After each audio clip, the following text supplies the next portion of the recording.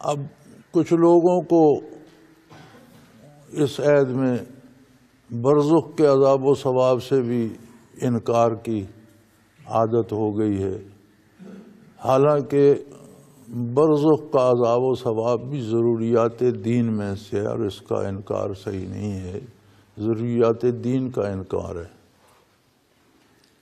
اب فرعون کی لاش بعد میں برآمد ہوئی، پھر تب سے قاہرہ کے عجائب گھر میں آج تک بھی پڑی ہے، ایک شیشے کے تابوت میں رکھی ہے۔ بظاہر ظاہری آنکھوں سے دیکھنے سے تو کچھ پتہ نہیں چلتا، لیکن اللہ فرماتے ہیں کہ النار یعرضون علیہا غدوا وعشیا، نہ صرف فرعون پر، اس کے سارے لشکر پر، جتنے لوگ اس کے ساتھ غرق ہوئے تھے، سب پر صبح شام تازی آگ بھیجی جاتی ہے۔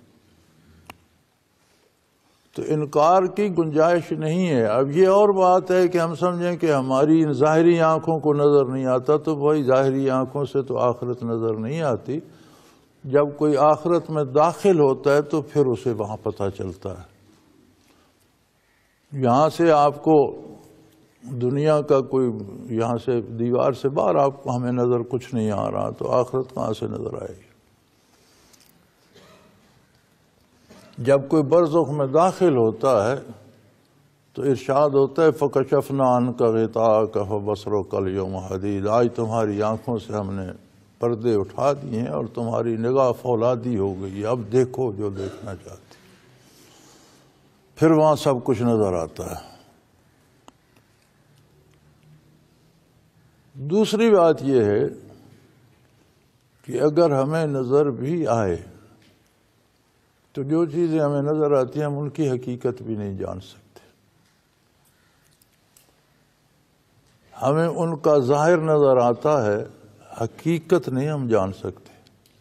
پھر کبھی ظاہر میں بھی دھوکہ کھا جاتے ہیں، ہم کہتے ہیں وہ بیل کھڑا ہے، پھر ذرا قریب جاتے ہیں، نہیں بیل تو نہیں، اس سے کوئی چھوٹا جانور ہے، کوئی گدھا ہوگا، اور قریب جاتے ہیں تو وہ جاڑی نکلتی۔ اس عالم میں ہمارے دیکھنے کا تو یہ حال ہے، لہذا سارا مدار ہے اللہ کے نبی اور اللہ کے رسول پر اعتبار کا۔ ایک رواج ہو گیا ہے، لوگ بڑی آسانی سے بڑے آرام سے کہہ دیتے ہیں، جی ہاں کہتے ہیں، مولوی کہتے ہیں عذاب ہوگا ثواب ہوگا، پر کس نے دیکھا ہے؟ کوئی دیکھ کر آیا ہے؟ ہاں، اللہ کے رسول صلی اللہ علیہ وسلم، آقا نامدار صلی اللہ علیہ وسلم دیکھ کر آئے۔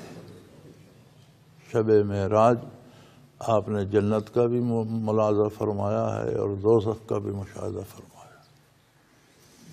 برزخ کے حالات جو آپ نے معراج شریف کی حدیثوں میں ارشاد فرمائے ہیں، وہ ایک ایک گناہ کی سزا اور جزا کا انداز ان میں آپ نے فرما دیا، آپ دیکھ کر آئے ہیں، ایک بات۔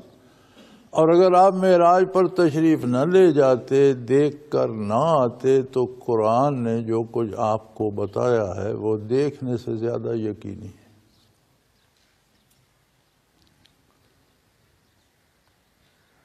تو ایسا کیوں کہتے ہیں ہم لوگ؟ معجزات کا انکار کیوں کرتے ہیں؟ بدنصیبی ہے، نبی علیہ الصلوۃ والسلام سے تعلق میں کمزوری ہے۔